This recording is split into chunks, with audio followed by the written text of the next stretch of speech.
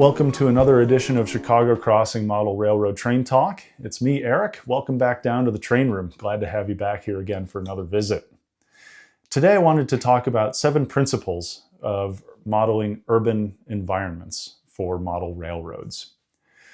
You know, a lot of what I do on this channel is talk not just about the how, but also about the why of model railroading.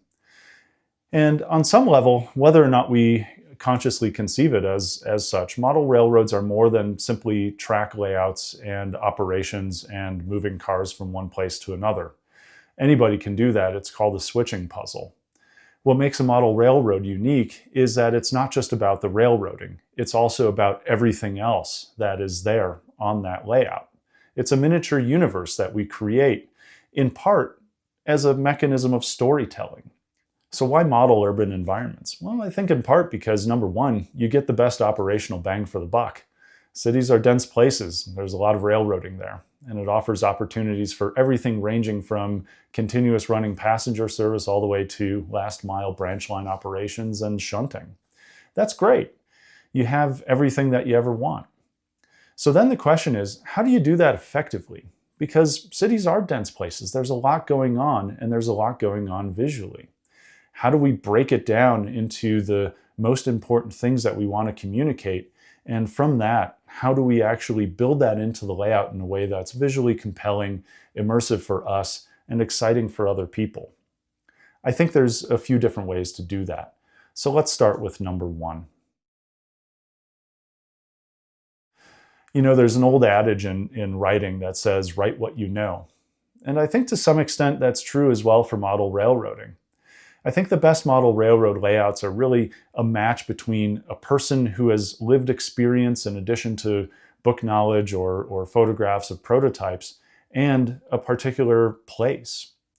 For me, Chicago's the city of my birth. I lived there. I spent a lot of time exploring its nooks and crannies, finding all sorts of interesting things in every neighborhood. I rode CTA everywhere I could go.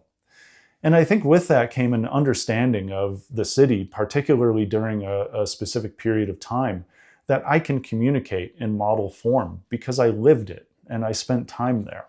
The other aspects are perhaps a little bit more practical in nature. So, for example, what's the architecture of the place that you're modeling? You know, it's not enough necessarily, if you're going after realism, to just grab a model power kit off the shelf and plop it down onto a railroad and say, hey, it's Cleveland. Cleveland has its own unique architectural idioms relative to any other place in the United States if you're modeling the United States. It's the same way that modeling somewhere in Germany is very, very distinct from modeling somewhere in the United Kingdom. There are different architectural styles, particularly based on the period that you're going after, that have to be considered. So how do you consider those things? Well, number 1 is it's worth spending a lot of time researching what architecture looks like in a different place in order to identify best how do you actually model it from a visual perspective. In many situations, there are actually kits that can form either the basis for a kit bash or for a scratch build that will help to provide a sense of place. The other is there are opportunities for using 3D printing and things like that in order to build specific details or specific buildings that actually fit into a local environment. But nonetheless, the key thing is making sure that you spend the time ahead of time to really understand what does the vernacular architecture, i.e. just the everyday buildings, really look like in a place that you're modeling. So those types of considerations ahead of time can really help because it helps to frame the interesting challenge that you might have to try to really establish a sense of place. The other component to that, by the way, is that it's not just about the buildings. It's also about what is on the buildings or how they're used or how they're changed over time. A great example is, for instance, the use of billboards or the use of signage that defines local companies or things like that. That's a great way to build in a sense of place, something you wouldn't find anywhere else. And the last point simply to make is that details matter as well. And how far you drill down into that is entirely up to you. I've got a series of 3D printed Chicago fire hydrants that are specific to Chicago that will go onto the layout once I get it back up on its bench top and start working on the scenery again. Is that something you need to have for your city of interest? Well, not necessarily. Does it bring me joy to know that I can put realistic Chicago fire hydrants at 1/160th scale on my layout? Absolutely. You do you, but that's sort of for me. And to me, I derive a great deal of pleasure in knowing I can get even down to that level of realism. In addition, the type of figurines that you have on your layout, if you choose to use little people, also matters. What is it that they're doing? Are they doing something prototypical for the time, or are they doing something that is earlier or later than what you would expect? How are they dressed? You know, you can go to a place like Mini Prints and you can find all sorts of modern figures that fit in modern layouts if you're not interested in going into the Woodland Scenics catalog and mostly finding stuff from like the 1950s. Those things make a difference because it's all just part of the visual storytelling that comes together in order to say, this is when this layout is, and this is how these people lived, or how these people worked, or what these people did. It just helps to strengthen the narrative that you're trying to create. So let's take a look on the benchtop and see pragmatically how this has worked for Chicago Crossing, just to offer a few ideas. So how can we use our models to create a sense of place and time? Well, one good example is this building here. This is actually an incredibly generic design preservation miniatures model, but it's one that I modified in order to make it look much more like the local vernacular architecture of Chicago. The modifications to this building were actually featured in the very first At the Bench video that I did for the channel. So what I did is I used additional elements of laser cut brick as well as polystyrene to create these architectural elements that are common to buildings in Chicago that have this sort of window arrangement. What that did is that made this one of a kind, and it made it one of a kind for the way that Chicago buildings actually look. And of course, being Chicago, I hand-built this light-up LED old-style sign. That's a great way to provide a visual clue as to where this building actually is located. And then lastly, as I mentioned, billboards can be everything, and they can turn a generic building into something more. There's a space up here where there are no windows, and that is the space where I put this billboard. So this is an ad for Solozzi and Edelson Chevrolet that really creates a sense of place and time. I think that's Solozzi and I think that's Edelson, but you get the idea. And then lastly, the addition of graffiti helps to create a little bit more of a lived-in look, like this building is actually subjected to a little bit of vandalism and the usual war between the landlord and the graffiti artists who continue to paint over the patched areas. Lastly, a couple things that you notice is different types of window shades in each of the windows. That's another way that you can create a sort of lived-in look. The second floor has mini blinds that was made with very, very thin polystyrene sheets. And in addition, you also have some different colored curtains up there versus what you have in the front apartments here, where up on the upper level you have roll-down window shades, and here you just have some very thin curtains. So these are great ways that you can really create a sense of time and place for a building and demonstrate that it's lived in. Likewise, 3D printing creates incredible opportunities now that go beyond scratch building for being able to create buildings that look like the place that they're in. And so these two buildings here are actually really good examples. The facades of these buildings are right next to each other on West Kedzie Avenue in Chicago. And I had them designed and 3D printed so that I could put them onto the layout in scale. What that allowed me to do is basically to use Google Maps in order to look at and Google Street View to see how these buildings actually looked, and then to try to add in some of those key visual elements, such as the burglar screens, as well as the curtains collected into sort of little knots at the bottom of this building. I still have to add in a window air conditioner into there. But this is a great example of simply taking a 3D printed facade, and then in this case, just attaching it to a wooden space-filling box. There's nothing special about this because this building fits into an area where you don't need to see the sides or back. The other structure where you do actually see the sides and the back, what I simply did is I kit bashed and customized one of those Walthers apartment buildings where you see only the back of the building, and used that to create the Chicago-style porch, which is not yet finished, as well as the windows on the sides. These windows, these type of window arrangements with the little archwork are pretty ubiquitous in Chicago. And so this is a great way of being able to take that facade and extend it back rather than having to 3D print the entire building. Right here you have an incredibly generic building. This is just one of these Woodland Scenics light up buildings. It's a nice building. It's plausible that it would be in Chicago, but it still has more of a small town, mid-century design. So one way, at least until I scratch build something new, to incorporate this building better into the layout is I handcrafted a WGN news billboard with Tom Skilling on it.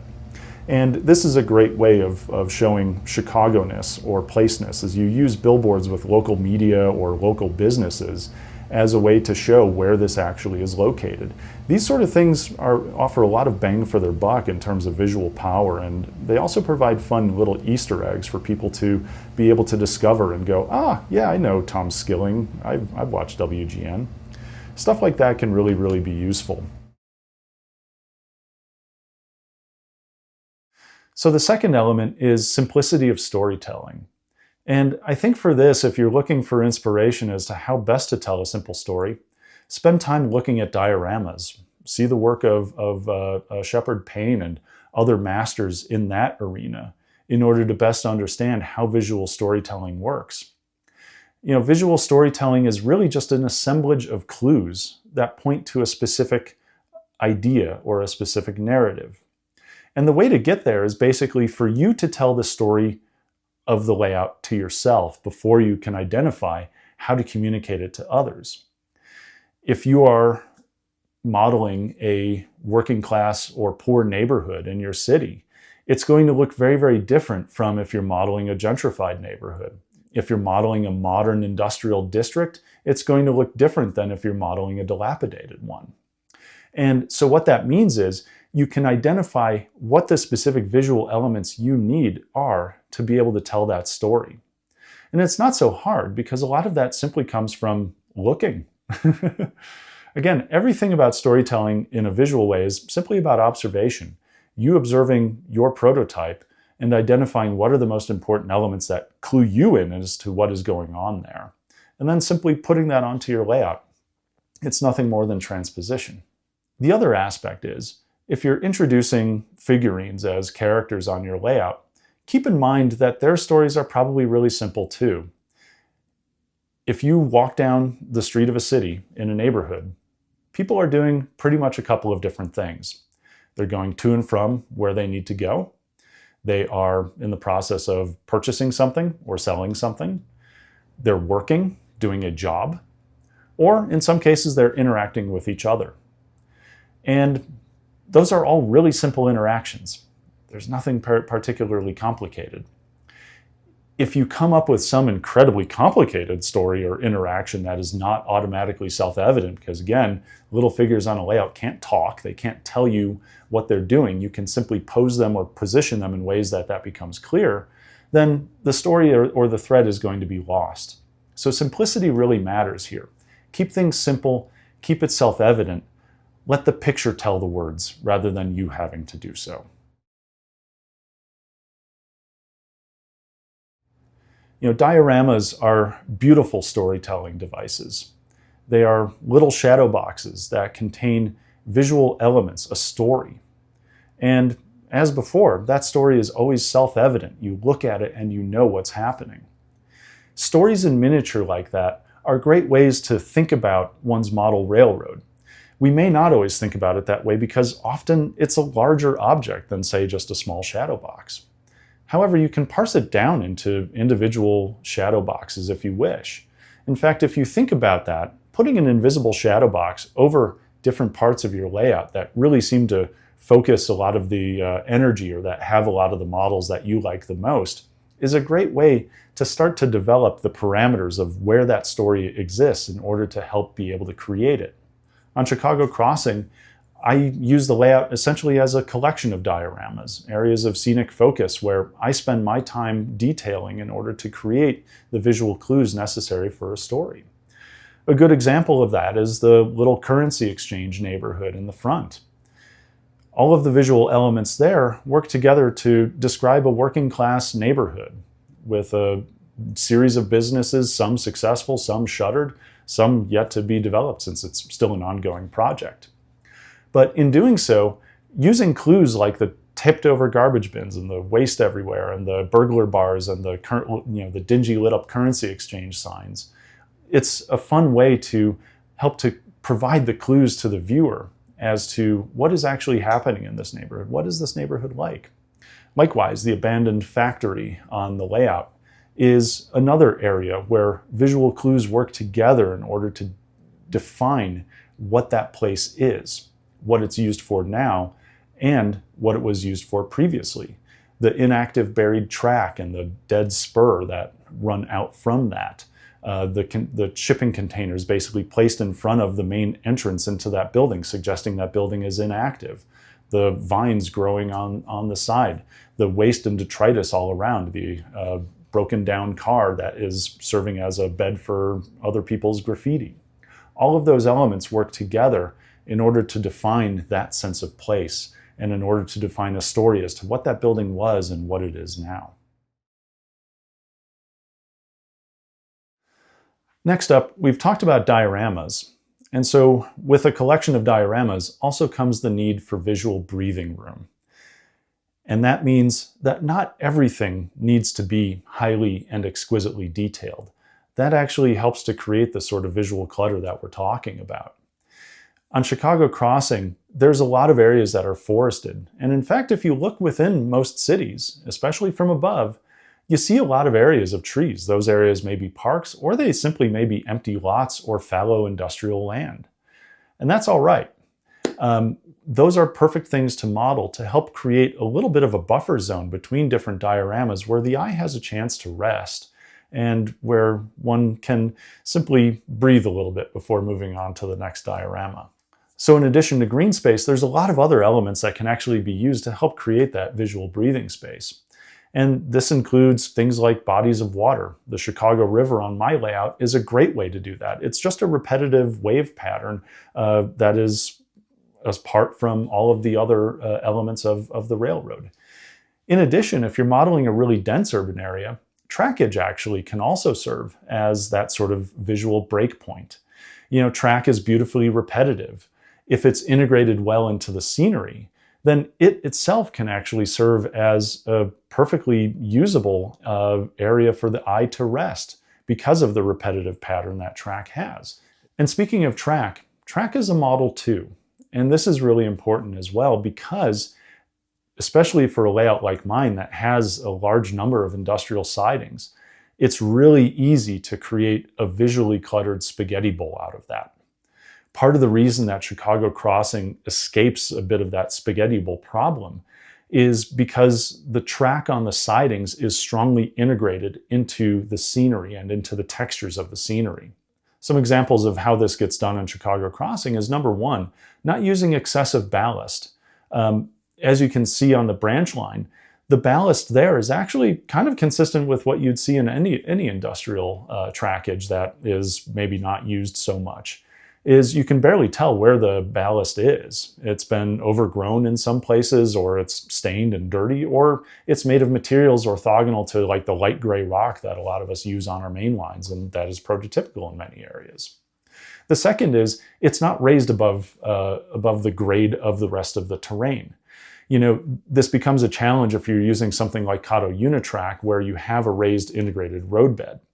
What you can do there is actually just bring the rest of the scenery up to that level and then use turf and grass and other things like that to help really integrate that track into the rest of the scenery. That helps to minimize the visual footprint of a very, very distinctly colored or distinct looking element. And then lastly is weathering your track. Track is a model too. It requires the same weathering and care as any other element on a model railroad. And with that in mind, if you don't have two brightly colored nickel rails and black cross ties running through a scene, and instead have something that is rust colored or umber or rail brown with cross ties that have been nicely integrated into the scenery, you're more apt to make that track not only look better from a modeling standpoint, but also less visually obtrusive to the rest of the scenery on the layout. Hence, you might be able to get away with having a spur somewhere and have it be nicely integrated into the rest of your scene. Lastly, the relationships between industrial buildings and the trackage also matters too. A lot of trackage goes into the building itself. Using that as an opportunity to try to hide away some of the track and at the same time enjoy the spotting opportunities that a spur has is a great way to make sure that you're, yet again, not visually cluttering your urban layout so much, and instead allowing for switching opportunities that move into a building and keep things nicely scenically integrated. Another way to help reduce visual clutter is to make sure that you and your viewers can't see everything all at once. You know, if you think a little bit of a model railroad as a stage, and you want places where the actors can potentially hide away or reemerge in certain places, then using buildings or other visual elements like tree lines or the like is a great way to allow not only the entire layout to not be seen all at once, but also to provide an opportunity for your viewers to discover new things on the layout. Chicago Crossing uses view blocks frequently. So a good example is the grain elevator and the grain mill. Those buildings are situated on an angle and in such a way that they are much taller than the buildings behind, or at least equally tall as. What this allows for is when a viewer comes into the room, they're not going to see all of the different elements behind, including the large lot with the loading dock, the factory behind that, the Pickens Cane warehouse specifically, or the Cassidy Tires building and Finkel Steel. Rather, those elements are there to be discovered. And so detailing in depth, or at least detailing behind some of those view blocks, it provides for opportunities to be able to share new discoveries with people as they begin to get familiar with the layout and see more of it as they look around. Likewise, using trees, and particularly keeping in mind that many trees are taller than the usual scale trees we think about for our layouts, trees can also be a really good visual element to help break up patterns as well as to hide things behind. Likewise, elevated tracks, overpasses, all of these sorts of elements can come into play in order to serve as view blocks so that you can always leave a little something extra for your viewers to discover. Next up is color. And color is kind of an interesting topic. You know, model railroads are collections of models, absolutely. But if you look at a city from above, take Chicago for instance, what you notice is that the reality is most of the buildings, especially when viewed from a little bit afar as a model railroad would, have a very consistent color palette to them. There may be individual splashes of a bright color for a sign or something like that, but otherwise you're looking at an environment that has been coated with some level of industrial grime and pollution, and on top of that usually involves common building materials among many of the different buildings, whether they be industrial, residential, or commercial. And so with that, in model form, we also have to consider that the way that light works on models makes them seem very, very toy-like if they're very, very bright, and if they have gloss finishes or things like that. So how best do we address issues of color in order to prevent the bewildering confetti effect of many different brightly colored or differently colored things? Well, there's a few different ways to consider this. Number one is to fade color. And what that means is if you have a bright primary color on a model somewhere, fade it down. You can use any number of different colors ranging from light grays to buffs to white to simply dull down color. And that can actually be really, really helpful. Number two is to introduce light and shadow using things like pin washes or other types of washes, or even to use a dark base coat for your models and then lightly apply gradual shades of the lighter color that that particular model is supposed to have as its top coat. That can help to introduce shadows based on where your airbrush actually spreads the paint. And number three is blending. This is something that for Chicago Crossing I use frequently on both the plant life and also on the buildings. And what that entails is basically using a series of common colors that actually will blend things together as filters rather than as coats. So let's head to the bench and see how Chicago Crossing handles this and what that actually looks like in practice. So what you're looking at here is an assortment of buildings on Chicago Crossing Model Railroad. They have some distinctions in terms of color. They have differences in size. They have differences in architectural design. But they're all relatively unified because of the fact that they share a common color palette. And that common color palette is shown here. This is basically the color palette for Chicago Crossing. It is the unified set of colors that appear in just about every structure in one way or another. And so for this layout, that includes NATO black. It includes a flat brown or umber, flat earth, buff, and sky gray. These colors make up the base palette for everything on Chicago Crossing, including the vegetation. And they get used in a couple of different ways. Something like NATO black or umber is the base coat for every building on here. So before it gets any kind of top coat or its main color, it gets these. The rest of these are really filter coats. And what I mean by that is these are very thinly applied top coats once a building is given its main coloration that provide a little bit of a filter to help blend colors together. These are also commonly used on the plant life on Chicago Crossing in order to make sure that the plant life itself blends together nicely and harmoniously. It doesn't mean putting an amount of paint onto a building that actually starts to create its own color. Again, filters are very, very light coats that go over the top of the model. So how did I do that in practice? Well, an example is this grain elevator. As you can see, it actually does have similar color palettes to something like the Uniroyal Tires Cassidy Tire building, and even to this bakery building over here. So it blends in nicely, even though it has some unique color elements that are not found on the other buildings. And the way I did that was to initially start just by sponge painting it a burnt umber color. And I used sponge painting to provide a little bit of texture and relief to demonstrate the concrete construction of the building. After that, I used a series of airbrushed coats in order to create the overall color of the building. And those were progressive thin coats of airbrushing using Tamiya paints.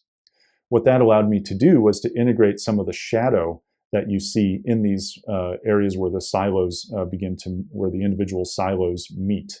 So that provides a little bit of dimensionality, and I think that's a good practice. A lot of my buildings, I will use sort of a gentle airbrushing coat on a dark top coat in order to create a little bit of relief and depth.